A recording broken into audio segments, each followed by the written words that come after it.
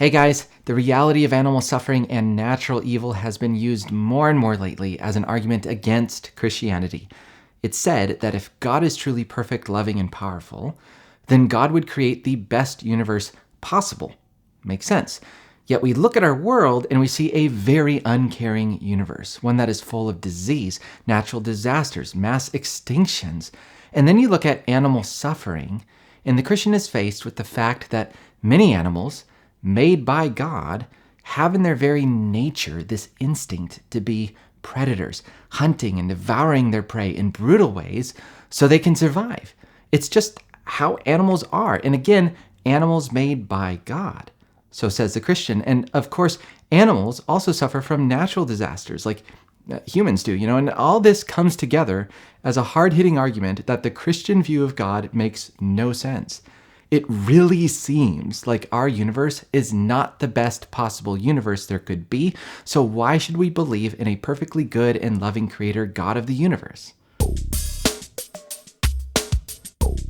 In my previous video, I discussed some Christian responses to this issue that I think are not too great. And I've seen Christians use them in debates, and it usually doesn't go too well. I'll post a link in the comments, but here's how I would talk about the issue. When discussing pain and suffering in general, Christian thinkers often say that God gave us free will. Free will is important and sacred. It makes love possible, yada yada. So God, in his wisdom, gave us free will. But it also means that people sometimes make bad decisions, which leads to pain and suffering.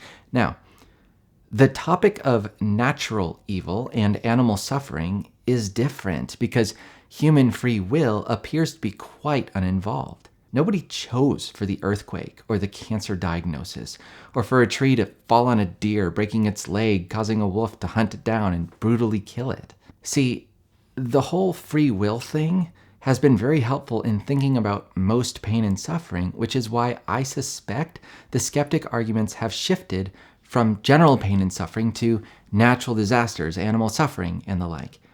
Is this argument stronger? Yeah, I think so. In fact, I think their argument of animal suffering and natural evil is actually quite strong at tearing down most views of God out there, assuming it's supposed to be a good and powerful God. But with the Christian view of God, we find that there's more to the story. In fact, our response really doesn't need to stray far from the free will conversation. Let me show you.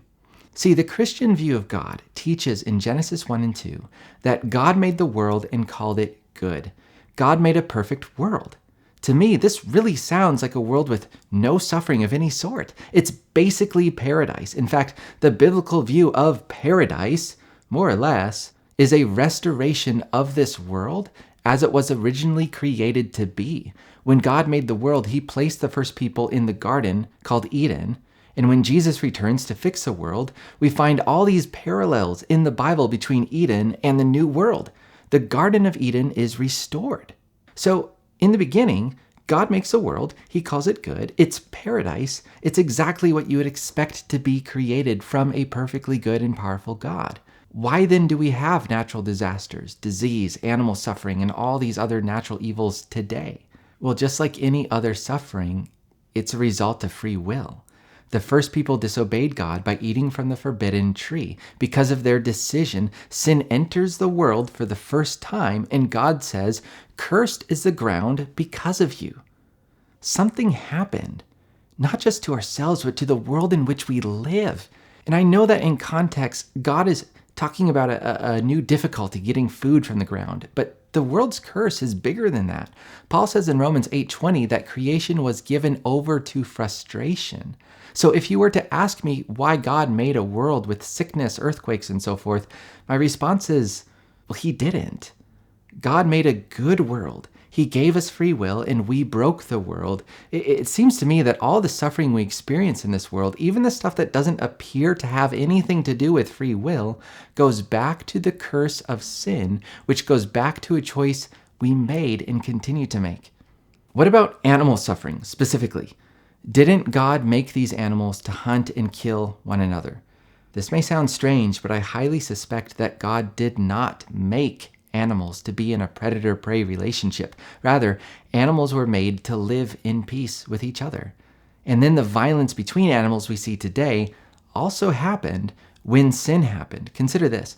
In Isaiah 11, we learn what the world will be like when Jesus fulfills his mission and brings in paradise at his second coming. It says in verses 6 through 7, "The wolf will live with the lamb, the leopard will lie down with the goat, the calf and the lion and the yearling together, and a little child will lead them. The cow will feed with the bear, their young will lie down together, and the lion will eat straw like the ox."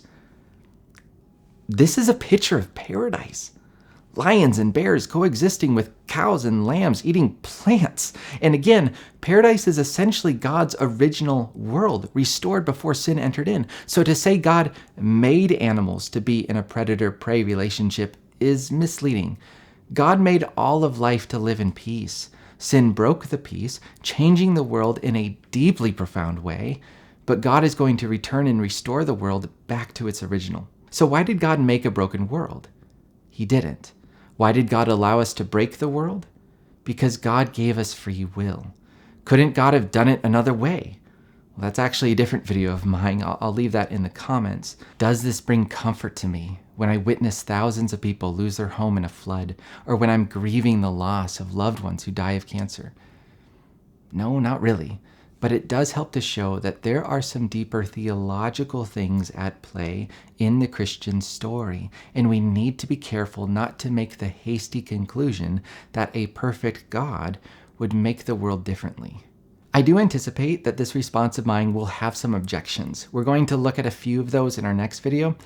If you want to miss that response, then make sure you're not subscribed to this channel. Hope that helps. Thanks for watching, and I'll see you in the next video.